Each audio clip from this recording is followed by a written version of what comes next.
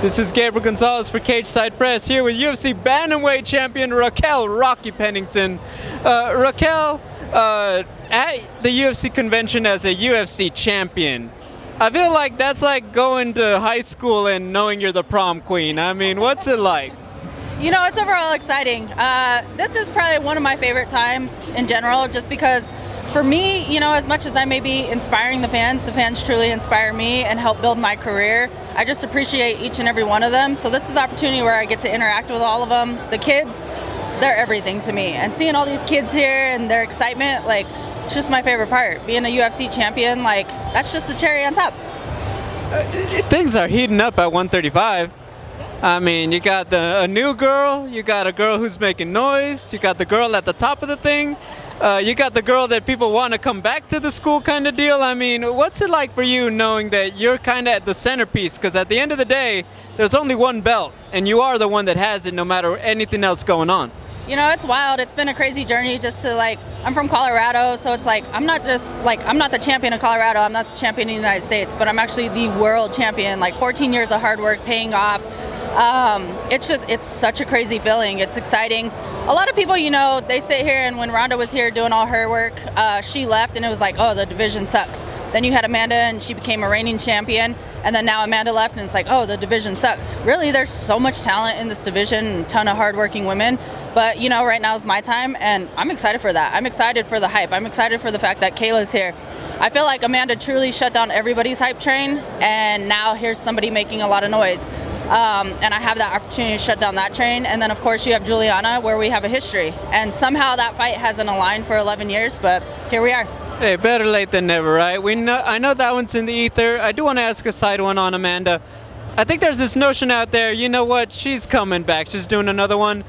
Is that kind of fair as the fighters? It's like, oh, you know, I think there's this notion, let me do a performance that makes Amanda want to come back. And it's like, I almost feel like that's unfair. It's like, if she comes back, great, but if not, just enjoy the fighters we have.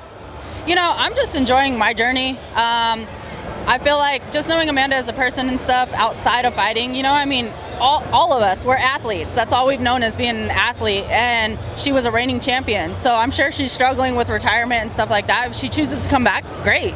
Like, I mean, that brings the hype and even more excitement to the division. If not, like, I'm focused on my journey and exactly what I'm doing here and the competition that stands in front of me.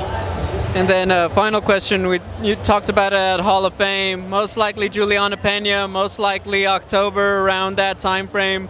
I mean, long time coming. When you think about, like, hey, meeting her at the Tough House, I believe you guys are both on Team Misha.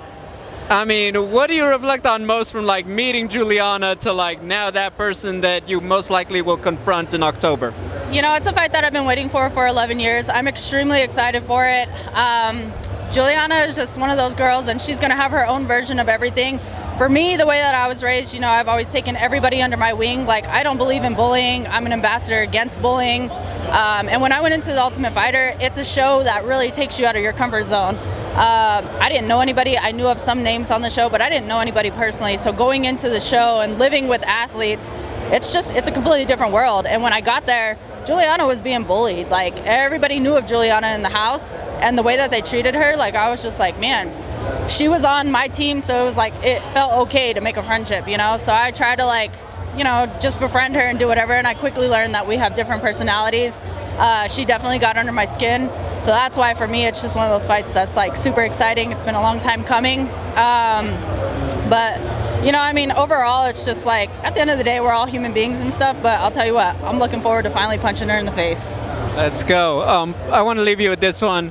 Miranda Maverick, your teammate, I mean, what's it like seeing her just do her thing right now? You know, Miranda, it's amazing. She's young and she's truly excelling. I believe she broke into the top 15. She's tough. She's super tough. So I'm excited to see where she truly grows. It's fun. Colorado, you know, we're filled with a ton of athletes up there. High altitude training. I've been helping Rose Namajunas with her camp, and then Miranda with her camp, and, like, it's good vibes, good team. It's just fun. Let's go.